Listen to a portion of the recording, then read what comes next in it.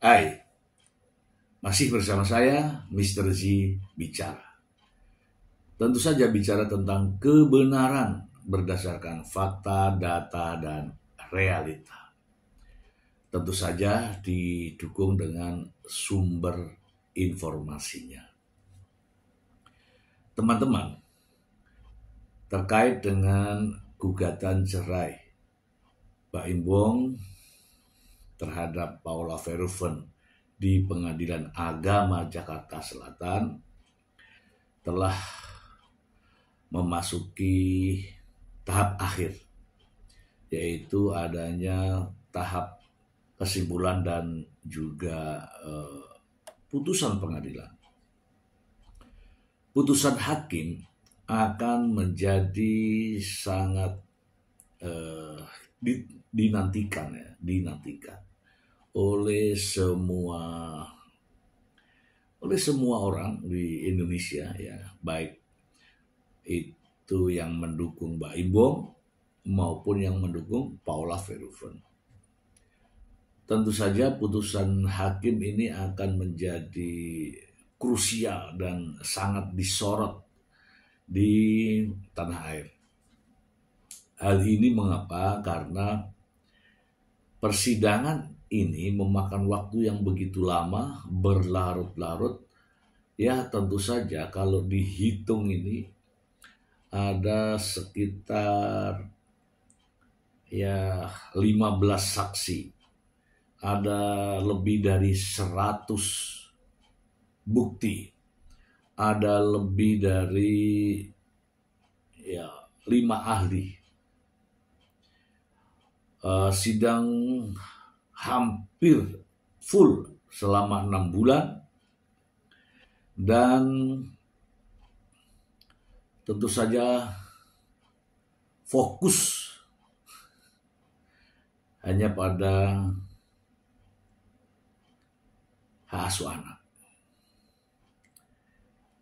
Dan ini selalu disuarakan oleh pihak Mbak Im Wong, yaitu terkait dengan masalah hak asuh anak. Dan lebih ini yang terbaru, ya, adanya kalimat yang mengatakan bahwa seseorang apabila tidak sehat jasmani dan rohani tidak berhak mendapatkan hak asuh anak. Dan saya yakin itu ditujukan kepada Paula Verhoeven. Mengapa sampai mengatakan hal yang demikian? Sementara sang suami, Mbak Im Wong, tidak pernah mengatakan hal itu. Supaya tidak menjadi fitnah, teman-teman, saya ingin kita semua mendengarkan pernyataan tersebut berikut ini. Tadi itu pemeriksaan setempat, di mana atas permintaan saya selaku kuasa hukum Mbak Im Wong minta supaya dilakukan pemeriksaan di tempat, di mana 3 tempat, rumah yang ada di Ozon, rumah yang ada di Delman, dan rumah yang ada di Tiger Walk. Dari tempat pemeriksaan itu biar majelis hakim yang menyimpulkan. Yang jelas, tadi dalam proses itu majelis hakim juga sampai masuk ke kamar, juga melakukan pemeriksaan di lantai berapa di rumah yang ada di Ozon. Artinya hal tersebut untuk melihat kelayakan tempat untuk 2 orang anak tersebut. Apakah rumah tersebut layak atau tidak layak? Yang terpenting dari semua persoalan ini, seseorang itu harus sehat jasmani dan rohani. Apabila ada salah satu yang tidak sehat, baik jasmani atau rohani, tidak harus mendapatkan hak hadona. Jadi dilarang seseorang mendapatkan hak hadona apabila ditemukan adanya tidak sehat secara jasmani, seperti itu. Emang itu ada ya, Anda tanya aja sama mereka semua, jangan tanya kepada saya. Yang jelas menurut hukum seperti itu. Mbak Im juga tadi udah ketemu, anak-anak juga datang. Begitu anak-anak datang juga dalam keadaan berteriak dan tidak mau, artinya masih ada penolakan dari anak-anak. Anak-anak jangan dipaksa, jangan dijadikan objek. Anak-anak juga punya hak untuk menentukan, walaupun dia anak belum memayis, belum 12 tahun, tapi dalam situasi tertentu, berdasarkan surat edaran Mahkamah Agung, berdasarkan jurisprudensi Mahkamah Agung, sekarang yang terpenting itu adalah apa yang terbaik buat anak-anak, bukan apa yang terbaik buat orang tuanya. Itu adalah perkembangan dalam proses hak asuh anak. Seperti itu sekarang. Dan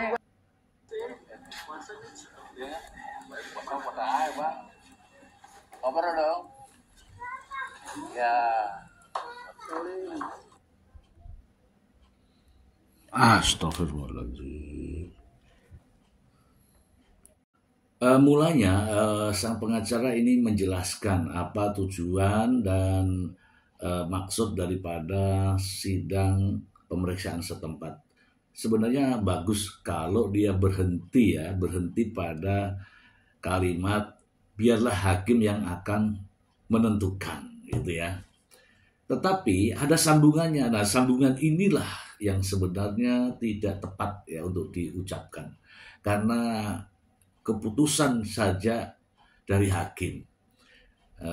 Namun sudah disimpulkan oleh sang pengacara sendiri.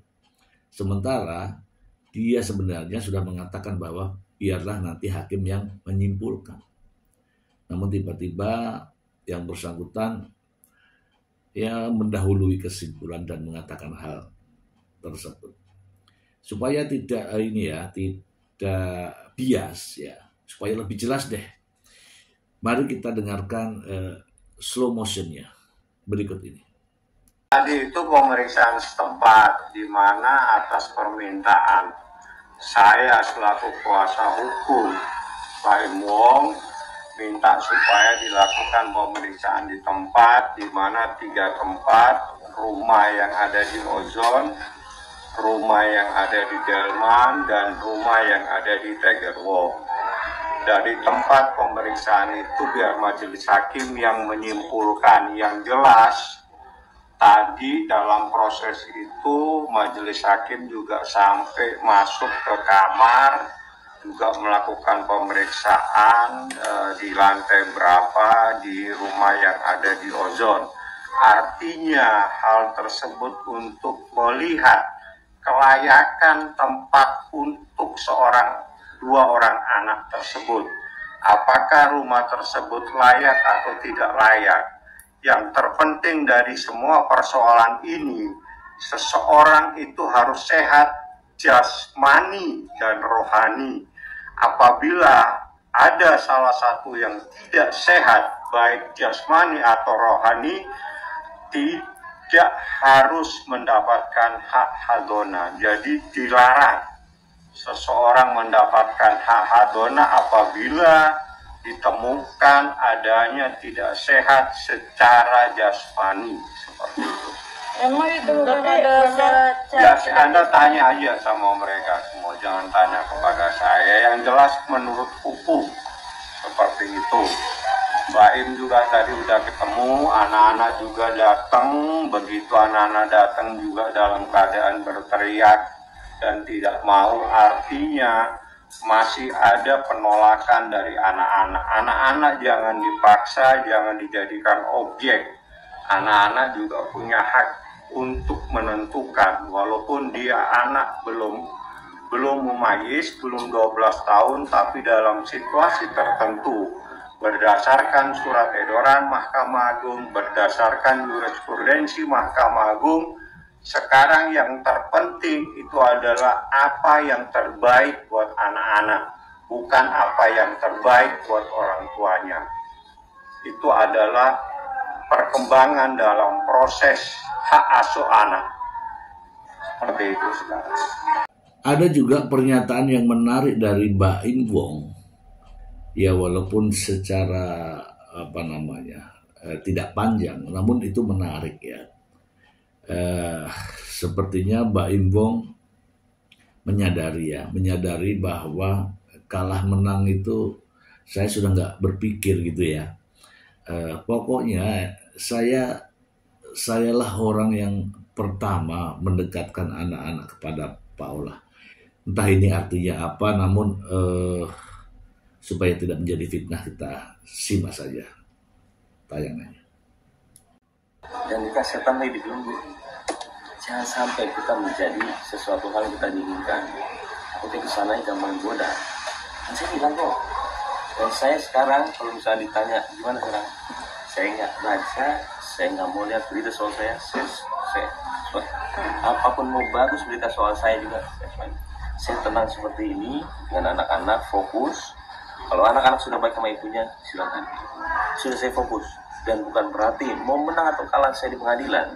Saya akan buktiin sama Puan Maula. Saya akan menjadi orang yang sangat mendukung dia. Demi Allah saya bilang sekarang. Kalaupun itu terjadi, saya langsung kasih dia. Oke, pakai cara gue ya. Yuk, kita nginep di hotel berduaan nih, kanan kiri, apa namanya itu, connecting. Dan gue sebelah. Suruh tidur malam. Udah berhari-hari. Lama-lama sendiri gue tinggalin. Nikmatin. Sesimpel itu sebenarnya. Cuman saya bingung untuk bicara sama. Dan teman-teman, saya ingin juga membacakan sebuah artikel penting ini untuk kita semua ya, menjadi salah satu edukasi yang sangat bermanfaat ya, terkait dengan bagaimana seorang ibu ya bisa kehilangan hak asuh. Saya akan bacakan untuk Anda berikut ini. Hak asuh anak belum mumazid tak selamanya jatuh ke tangan ibunya. Pertimbangannya cenderung pada ketidakmampuan ibu dalam mengawasi, memelihara, mendidik, dan mensejahterakan si anak. Namun, tak menghilangkan hak ibu untuk memelihara dan mendidik anaknya. Perceraian orang tua menjadi momok bagi anak-anaknya yang semestinya mendapat kasih sayang penuh dari keduanya. Perceraian orang tua pun berdampak terhadap psikologis anak sekaligus dampak hukum terhadap hak asuh anak. Sebab dalam setiap gugatan perceraian, talak, kedua belah pihak tak jarang berseteru atau memperebutkan untuk mendapatkan hak asuh anak di pengadilan agama. Sebut saja sejumlah artis pernah saling serang dengan mantan pasangan hidupnya untuk mendapatkan hak asuh anak di pengadilan agama. Misalnya pasangan Sania Marwa dan Atta Lariksah yang memiliki 2 anak hasil pernikahannya. Kemudian Nikita Mirjani dan Sajat Ukra, Marsanda dan Ben Kasafadi. Bahkan perkara hak asuh anak akibat perceraian hingga tingkat kasasi dan peninjauan kembali. Seperti kasus perceraian Maya Estianti dan Ahmad Dhani, serta Tamara Blesinski dan Tengku Rafli Pasha. Lantas, bagaimana hukum keluarga dan praktek peradilan agama melihat persoalan hak asuh anak akibat perceraian ini? Secara normatif, hak asuh anak yang belum dewasa atau mumazid jatuh ke tangan ibunya. Pertimbangannya lebih pada ikatan emosional, apalagi bila anak masih bayi yang masih memerlukan ASI, air susu ibu. Hal itu merujuk pada pasal 105 huruf A kompilasi hukum Islam. Menyebutkan dalam hal terjadinya perceraian, A. Pemeliharaan anak yang belum mumazid atau belum berumur 12 tahun adalah hak ibunya. Dalam pasal 105 huruf B kompilasi hukum Islam dijelaskan pemeliharaan anak yang sudah mumazid diserahkan kepada anak untuk memilih di antara ayah atau ibunya sebagai pemegang hak pemeliharaannya. Lalu pasal 105 huruf C KHI dijelaskan biaya pemeliharaan ditanggung oleh ayahnya. Dalam banyak kasus hak asuh anak jatuh ke tangan ayah. Salah satunya adalah kasus perceraian Tamara Blesinski dan Tengku Rafli. Berdasarkan putusan kasasi Mahkamah Agung nomor 349 KAG 2006 memutuskan pihak yang mendapat hak asuh anak hadonah anak semata wayang hasil perkawinan Tengku Rasha jatuh ke tangan Tengku Rafli ya. Dalam persidangan terungkap termohon kasasi Tamara Blensinkiret merupakan publik figur yang sangat sibuk dengan pekerjaannya kala itu. Sering berangkat pagi, pulang, bahkan hingga malam hari. Bila anak di bawah asuhan termohon kasasi bakal kurang mendapatkan perhatian serta kasih sayang. Kekurangan dari sang ibu itulah yang menjadi salah satu pertimbangan majelis kasasi memberikan hak asuh anak kepada sang ayah. Oh, ini karena ibunya terlihat sibuk kala itu ya sebagai bintang ya. Selanjutnya, Mahkamah Agung telah berupaya memberi pedoman terkait perseteruan perebutan hak asuh anak melalui terbitnya Surat Edaran Mahkamah Agung nomor 1 tahun 2017 tentang pemberlakuan rumusan hasil rapat pleno Kamar Mahkamah Agung tahun 2017 sebagai pedoman pelaksanaan tugas bagi pengadilan.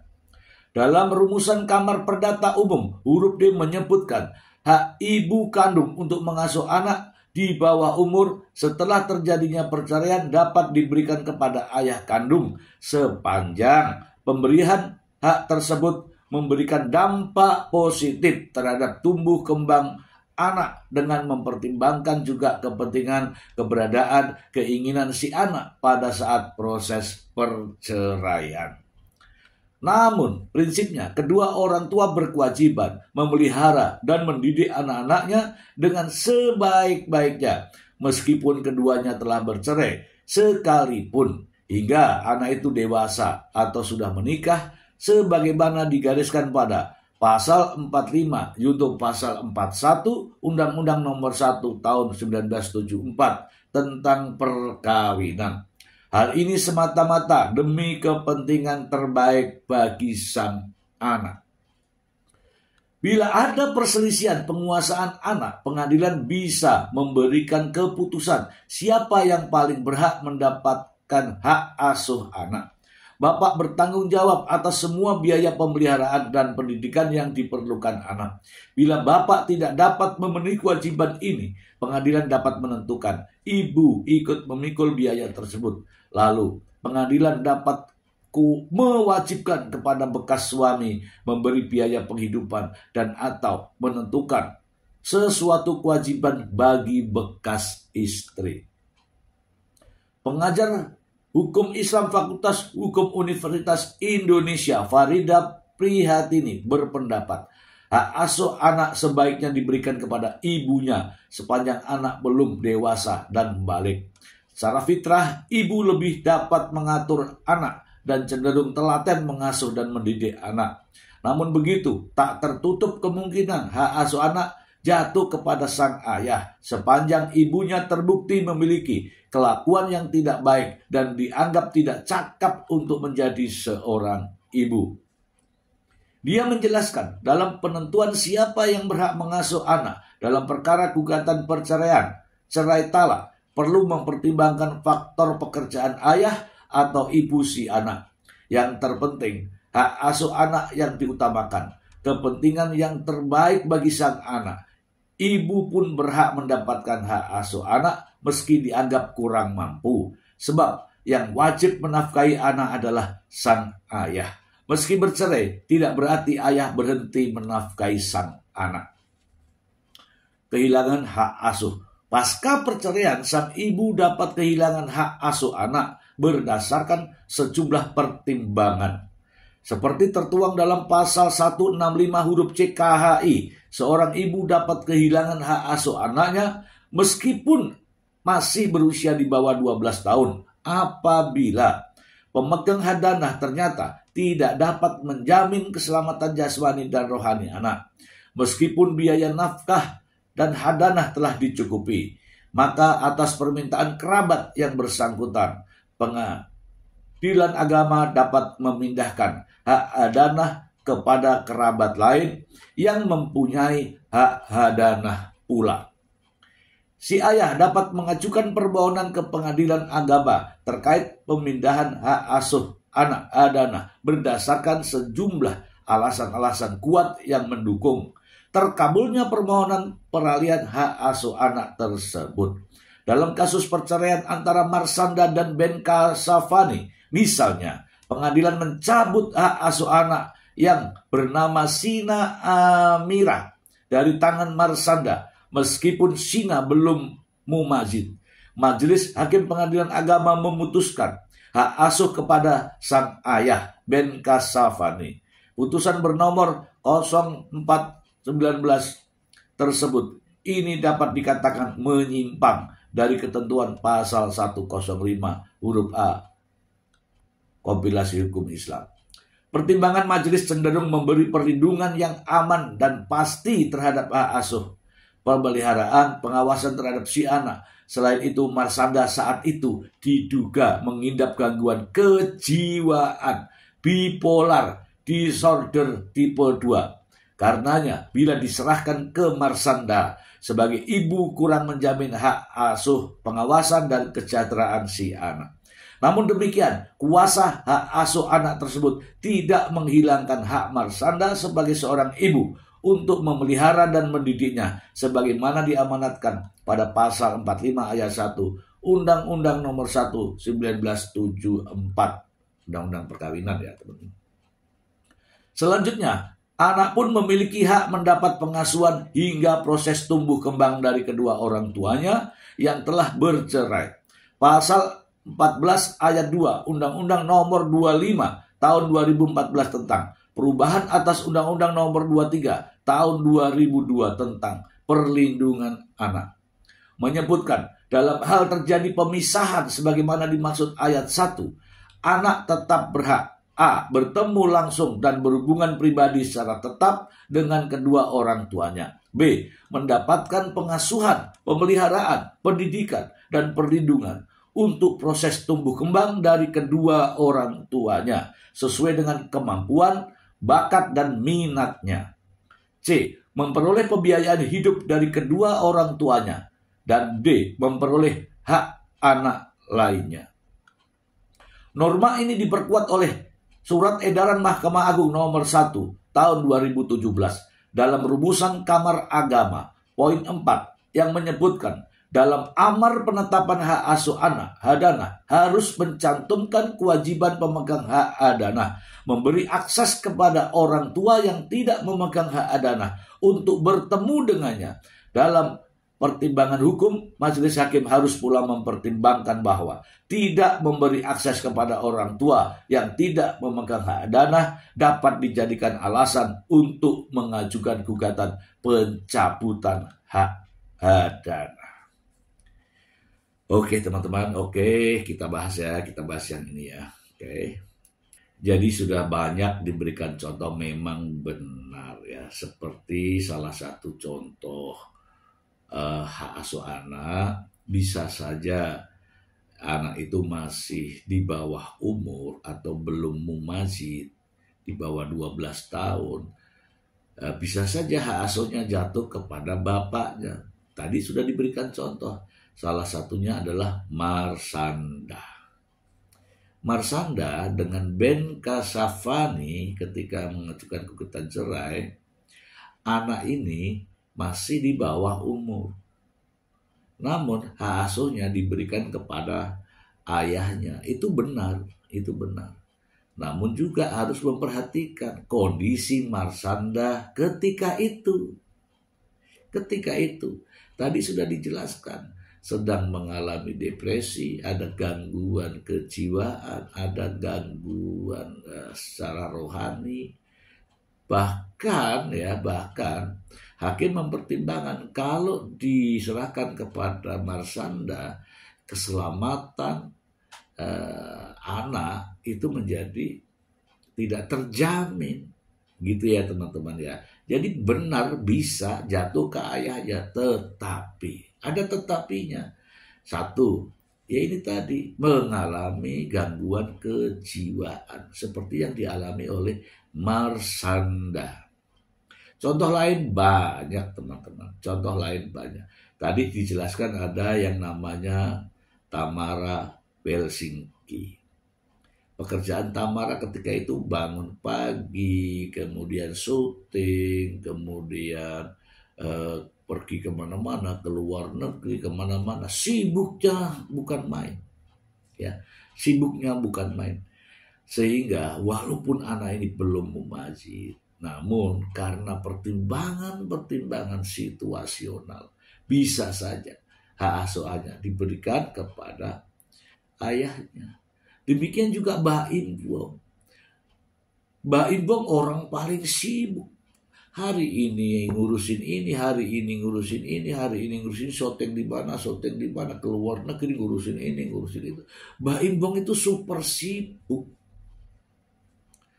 Mungkin meminta hak asuh, menuntut hak asuh anak itu beranggapan bahwa mudah nanti diurusin, nanti diserahkan saja kepada pembantu, kepada babysitter, kepada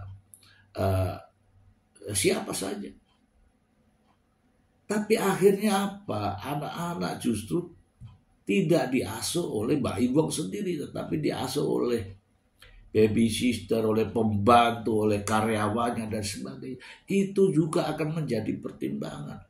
Karena apa? Mbah Imbong tuh super sibuk. Seorang businessman, seorang aktor, seorang sutradara, seorang bintang film, seorang pengurus basket, seorang banyak sekali. Akan apa? Akan membuang banyak waktu kegiatannya, aktivitasnya di luar. Sehingga Mbah Imbong tentu saja sedikit waktu untuk anak-anaknya. Ini juga harus dipertimbangkan hakim. Dengan kesibukan tadi, maka ya waktu diberikan untuk anak itu sangat sedikit. Gitu ya teman-teman ya. Jadi ini logis ya. Kita mengadakan perbandingan waktu untuk mengasuh, bukan membayar orang untuk mengasuh loh. Waktu untuk mengasuh anak secara langsung berkurang. Mungkin beda dengan Paula Verhoeven yang kegiatannya ya walaupun banyak kegiatan, tapi dia bisa ngatur waktu. Kenapa? Dia hanya sebagai model di tempat-tempat tertentu. Tidak seperti Mbah Imbong. Manusia super sibuk di seluruh ini, apalagi kalau sudah aktif di YouTube, sudah super sibuk dia. Nah, teman-teman, selain itu kita juga akan membahas ya. Selain itu, Mbah Imbong ini nanti juga akan menikah lagi. Menikah lagi pastilah. Nanti Keanu dan Kenzo juga akan mendapatkan yang namanya ibu tiri. Tahu nggak? Sekejam-kejamnya ibu kota, lebih kejam ibu tiri. Yang saya takutkan di sini, yang jelas mungkin dari teman-teman ada yang mau jadi ibu tirinya ya nggak apa-apa, tapi janganlah terlalu kejam kepada ini. Saya yakin kalau sudah ada yang namanya ibu tiri tanpa ada kasih sayang ibu kandung, pasti bapaknya akan lebih sayang kepada ibu tirinya daripada kepada anak-anaknya. Pasti kalau sekarang bilang, tidak. Iya sekarang, lihat aja nanti. Iya kan? Nah, demikian juga itu harus dipertimbangkan. Kehadiran ibu tiri, ya mungkin hari-hari pertama saat-saat bulan madu, asik-asik aja. Ketika berkelanjutan banyak kasus yang sudah terjadi. Saya sudah katakan tadi, kejamnya ibu kota lebih kejam ibu tiri. Gak tahu deh istilahnya begitu tuh dari mana, tapi yang jelas itulah pertimbangan. Nah, ketika nanti ada ibu tiri, maka anak-anak Keanu, Kenzo tidak lagi mendapatkan kasih sayang kepada bapaknya. Tidak mendapat kasih sayang dari bapaknya.